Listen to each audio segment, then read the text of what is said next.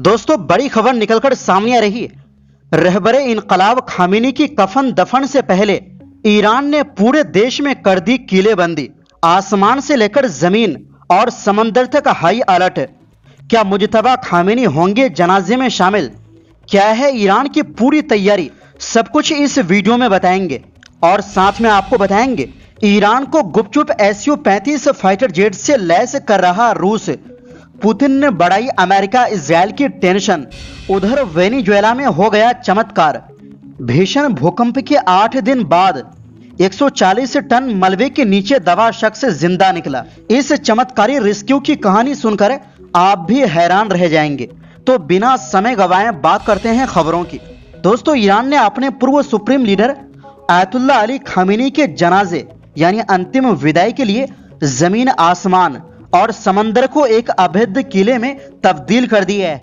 4 जुलाई से 9 जुलाई 2026 तक चलने वाले इस तदफीन के सफर के लिए पूरे मुल्क में हाई अलर्ट यानी जंगी हालात जैसी सुरक्षा लागू है, क्योंकि इस दौर में करीब 2 करोड़ लोगों और दुनिया भर के इस्लामी मुल्कों के VIP मेहमानों के शामिल होने की उम्मीद है। इस पूरे कार्यक्रम यानी अंतिम विदाई, तदफीन, कफन दफन को महफूज रखने के लिए ईरान ने चारों तरफ से ऐसा घेरा तैयार किया है। सबसे पहले आसमान की पहरेदारी की बात करें तो ईरान की एयर डिफेंस फोर्स ने पूरे मुल्क की फिजाओं पर 24 घंटे कड़ा पहरा लगा दिया है। सोमवार 6 जुलाई को जब मरहूम लीडर का नमाज़े जनाजा और मुख्य जुलूस राजधानी तेहरान की सड़कों पर निकलेगा, तब तेहरान का पूरा आसमान नो फ्लाई जोन रहेगा। उस दिन इमाम खुमैनी और मेहराबाद जैसे बड़े इंटरनेशनल एयरपोर्ट से कोई भी मुसाफिर फ्लाइट उड़ान नहीं भर सकेगी। ठीक ऐसा ही सख्त मंजर 9 जुलाई को मशहद शहर में दिखेगा, जब उन्हें सुपर्द खाक किया जाएगा। दुश्मन की किसी भी मिसाइल या ड्रोन हमले को पलक झपकते ही तबाह करने के लिए एयर डिफेंस सिस्टम्स को पूरी तरह मुस्तैद रखा गया है। अब बात करें जमीन के कड़े बंदोबस्त की, तो ईरान की थल सेना ने अपनी तमाम सरहदों पर फौजियों की तादाद दोगुनी कर दी, ताकि कोई भी बाहरी घुसपैठ ना हो सके। अफगानिस्तान की तरफ से आने वाले लोगों के लिए सिर्फ एक खास रास्ता यानी दोगारुन बॉर्डर खोला गया है, जहां बेहद कड़ी जांच के बाद ही एंट्री मिल रही है। तेहरान, कोम और मशहद जैसे शहरों में रजाकारों और पासदारान यानी रेवोल्यूशनरी गार्ड ने लाखों लोगों के मजमे को संभालने के लिए जगह जगह लोहे के सुरक्षा घेरे बनाए हैं। सबसे हैरान करने वाली बात यह है कि इस गंभीर माहौल और इजराइल की तरफ से मिल रहे खतरे को देखते हुए नए सुप्रीम लीडर मुजतबा खामेनी खुद अपने वालिद के इस अवामी जनाजे में शामिल नहीं हो रहे, ताकि उनकी हिफाजत में कोई चूक ना हो। आखिर में समंदर की लहरों पर भी पहरा उतना ही सख्त है। ईरान की नौसेना ने ओमान की खाड़ी और खाड़ी देशों से सटी अपनी समुद्री सीमाओं पर जंगी जहाजों की गश्त तेज कर दी। दुनिया के सबसे अहम समुद्री रूट स्ट्रेट ऑफ हॉर्मुज से गुजरने वाले तमाम विदेशी जहाजों को सख्त हिदायत दी गई है कि वो सिर्फ ईरान के तय किए गए रास्तों से ही गुजरें, वरना उन पर कड़ी कार्रवाई हो सकती है। ये पूरा सुरक्षा इंतजाम सिर्फ ईरान तक ही सीमित नहीं है, बल्कि जब 8 जुलाई को इस जनाजे को पड़ोसी मुल्क इराक के पवित्र शहरों नजफ और करबला ले जाया जाएगा, तो वहां भी दोनों मुल्कों की फौजें मिलकर चप्पे चप्पे पर निगरानी रखेंगी। ईरान के बड़े सैन्य कमांडरों ने 2 टूक लफ्जों में अमेरिका और इजराइल को डंके की चोट पर चेतावनी दी है कि इस मौके पर अगर किसी ने भी मुल्क की तरफ आंख उठाकर देखने की जरूरत की तो उसका अंजाम बेहद खौफनाक होगा। बता दें कि 28 फरवरी को ईरान के तत्कालीन supreme leader ayatollah Khamenei America और इजराइल के मिसाइल हमले में मारे गए थे। वहीं दूसरी ओर दोस्तों, रूस जल्द ही ईरान को 30 सुखोई SU-35 फाइटर जेट से लैस करने वाला है। इनमें से कुछ की डिलीवरी पहले ही की जा चुकी है। बाकी के लड़ाकू विमानों को तेजी से रूसी फैक्ट्रियों में तैयार किया जा रहा है। इसे ईरान की हवाई ताकत में जबरदस्त इजाफे के तौर पर देखा जा रहा है, जो इजराइल और अमेरिका के टेंशन को बढ़ा सकता है। रूस के अनुसार सुखोई SU-35 एक 4.5 जनरेशन का मल्टी रोल फाइटर एयरक्राफ्ट है, जो कई तरह के मिशन को अंजाम दे सकता है।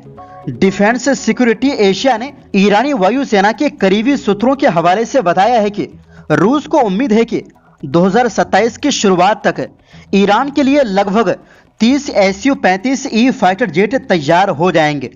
इससे ईरान की लंबी दूरी तक हवाई हमले करने, निगरानी करने या जासूसी करने की क्षमता काफी बढ़ जाएगी। पता चला है कि मार्च 2026 तक 16 विमान पहले ही तैयार हो चुके थे, जबकि अप्रैल में एक और फाइटर जेट आने की खबर है, जिससे कुल उत्पादन 17 ऑपरेशनल रूप से तैयार एयरफ्रेम तक पहुंच गए है। दोस्तों, जुलाई 2026 तक रूस के पास तैयार Su-35 लड़ाकू विमानों की संख्या बढ़कर करीब 19 से 20 हो गई है।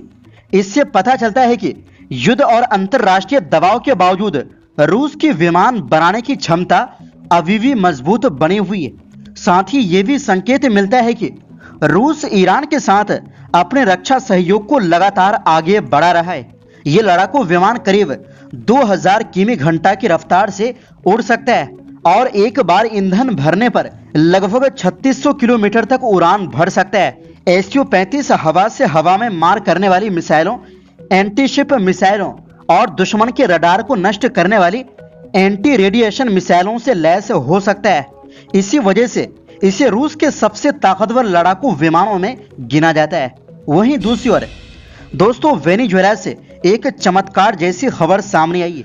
तुर्की के अनादोलू एजेंसी के मुताबिक यहां 24 जून को आए 7.2 और 7.5 तीव्रता के दो भीषण भूकंप के 8 दिन बाद मलबे में दबे एक शख्स को जिंदा बाहर निकाल लिया गया।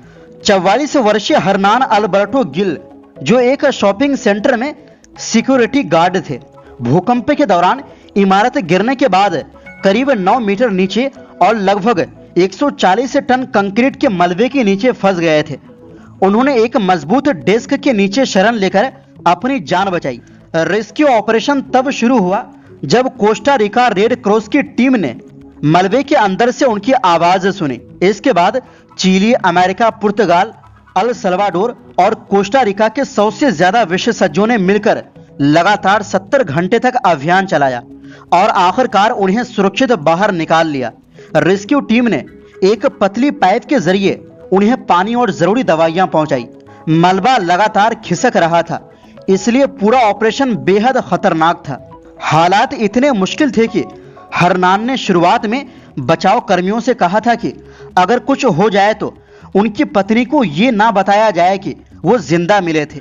उनकी पत्नी गुस बीमार गोंजालेज पिछले कई दिनों से घटना स्थल पर ही इंतजार कर रहे थे। उन्होंने कहा कि उन्हें लगा था उनके पति अब इस दुनिया में नहीं रहे, लेकिन जब पता चला कि वो जिंदा है तो ऐसा लगा जैसे अंधेरे में उम्मीद की एक नई किरण मिल गई हो। अभी उनकी एक अस्पताल में इलाज चल रहा है। हालांकि अधिकारियों का कहना है कि अब दूसरे जिंदा लोगों के मिलने की उम्मीद बहुत कम बची है। ताजा आंकड़ों के मुताबिक इस भीषण भूकंप में 2295 लोगों की मौत, 11,267 लोग घायल, 12,841 लोग बेघर हो चुके हैं। तो फिलहाल के लिए इस रिपोर्ट में बस इतना ही।